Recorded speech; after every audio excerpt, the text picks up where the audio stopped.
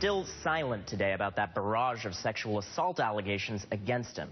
But now one family member is going public, the comic's nephew and also the head of his Cosby Media Productions company, saying in an interview, quote, "My uncle and his legacy are still more alive and well than ever before. He is still performing and going about normal business despite the unjustified claims."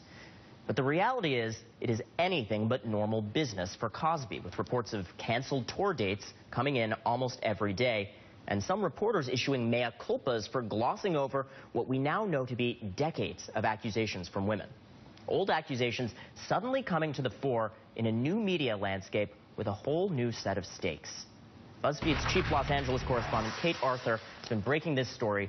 John McWhorter has a new magazine on this and why it's developing now. Appreciate both of you being here. I'll start with you, Kate. You wrote a fascinating article laying out some of the catalysts that brought this story to the forefront. A majority of them I was struck by playing out in these new online spaces. February 4th, Gawker publishes an article about all of these sex assault allegations against Cosby. Then a reporter from Newsweek interviewing two of his past accusers. October 16th of this year, Hannibal Buress mocking Cosby, calling him a rapist in his comedy routine. The act goes viral, buoyed by coverage. On October 27th, Barbara Bowman, one of those accusers, tells her story to the Daily Mail online. A lot of this playing out in this online space. Why, Kate, do you think traditional journalists ignored this, comparatively speaking, while these newer outlets seemed to propel it to the forefront? I think Bill Cosby is a beloved figure, and I think that people didn't want to think of him as someone who is a rapist, and the allegations against him were unpalatable to everyone, and it took some viral stories happening to make people realize that there are women who are willing to put their names to their accusations and to talk about this and to criticize him openly. It's almost as if we suddenly started taking the claims of women seriously in this culture. Obviously, a lot of progress still yet to come on that, but it has changed. And the other big change that I'm struck by looking at that timeline of yours, Kate, is just how many of the reporters propelling this story forward, including yourself, are women in this news space.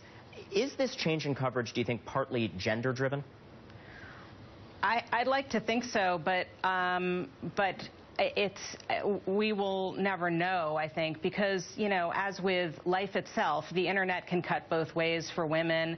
There are perils for women reporters and women who come forward with accusations, and there can be confirmation and affirmation, and you can really affect something as well.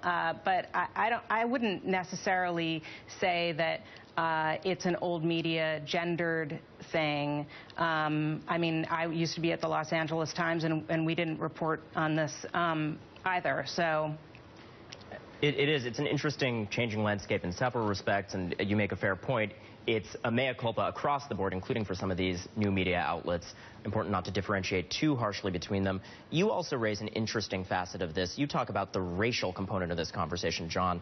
A new piece in Time magazine you have out is fascinating on this. You say how Herman Cain and President Obama brought down Bill Cosby. The basic premise, you're arguing that white people in this country have been reluctant to trash talk a black icon, and that maybe there's some change happening there. Oh, of course. There are developments of modernity, and so I think there was a time when white people were reluctant to criticize Cosby because they felt like it would be racist or be considered racist, and that it would be better to step aside. That made sense for a time. Not to say that it was good, but it made a certain sense. Another kind of modernity, when you move on, is to understand that you're judging people by the content of their character, not only to be able to praise them, but to criticize them as well. And I think that we've gotten to that point over the past several years. For example, in the fall of Herman Cain, where circumstances were such that nobody was interested in saying that that was based on racism, and we saw a man who was black criticized for a human failing. And then with Barack Obama, many people would say that anybody who criticizes Barack Obama is being racist. I think most people know that racism isn't the only reason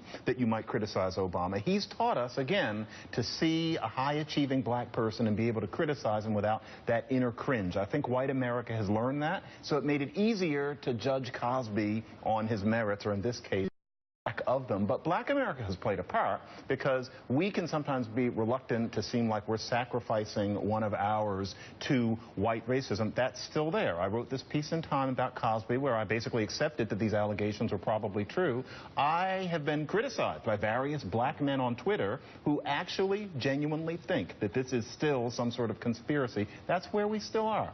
Well, what's interesting about the race piece of this, too, is we were talking about this in the newsroom and contrasting how just in the last year or so, there is this stark contrast in how these allegations against high-profile Hollywood icons are handled, and that there seems to be more comfort talking about the allegations right now with Cosby. And one of my team members chimed in and said, that's a racial contrast. People are still more willing to criticize the black man. No, it's not that. I think you have to take a larger view. We're also in a situation where the kind of boys will be boys behavior that men in college were getting away with for a very long time is finally being seriously condemned in a way that it hasn't been. We're moving ahead in a society in how we treat injustice. We're not where we would like to be. But no, this is not racism on the march. We're seeing some very interesting and positive things going on about how we treat women and hopefully about how we treat black people in terms of another kind of contrast I don't even need to mention right now, the protests in Ferguson, etc. Something good is happening amidst all of this horror. And Kate, of course, there was this New York Times op-ed by David Carr talking about this issue and really laying the blame on journalists. Here's what he said. We all have our excuses, but ignoring these claims, we let down the women who were brave enough to speak out publicly against a powerful entertainer. Do you think the media has learned a lesson here, Kate? I really hope so, and I thought that was wonderful that David Carr wrote that. He also directly called out Mark Whitaker, who recently wrote a 500-plus page biography of Cosby and didn't report on the allegations against him. And Mark Whitaker apologized for it on Twitter, which was the first time he's actually said he was wrong to have done that. And I really hope that people have learned a lesson going forward. And on that Mark Whitaker subject, it's interesting. We ourselves confronted that firsthand. We had Mark Whitaker on the program. He's a lovely man in person. And I said, we have to ask him about this. And it is reflective of how the times are changing, that was a matter of real debate still. There were people who said, oh, don't ask him. It's not substantiated enough.